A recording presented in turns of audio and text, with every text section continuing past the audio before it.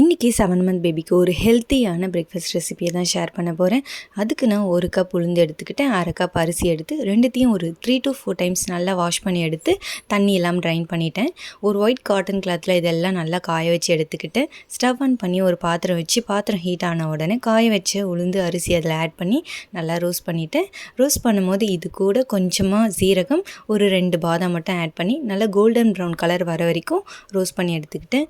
ஒரு பிளேட்டில் கொட்டி கூல்டவுன் ஆன உடனே ஒரு மிக்ஸி ஜாரில் ஆட் பண்ணி நைஸாக அரைச்சி ஒரு ஏர்டைட் கண்டெய்னரில் ஸ்டோர் பண்ணி வச்சுட்டேன். இந்த ரெசிபி பண்ணுறதுக்கு ஒரு பாத்திரத்தில் 2 டேபிள் ஸ்பூன் உளுந்து செல்லாக ஆட் பண்ணிவிட்டு தேவையான அளவு தண்ணி ஊற்றி நல்லா மிக்ஸ் பண்ணிவிட்டு ஸ்டவ் ஆன் பண்ணி ஒரு திக்கான கன்சிஸ்டன்சி ஆகிற வரைக்கும் வேக வச்சு எடுத்து ஒரு பவுலுக்கு ட்ரான்ஸ்ஃபர் பண்ணி அம்முக்குட்டிக்கு ஊட்டி விட்டேன்.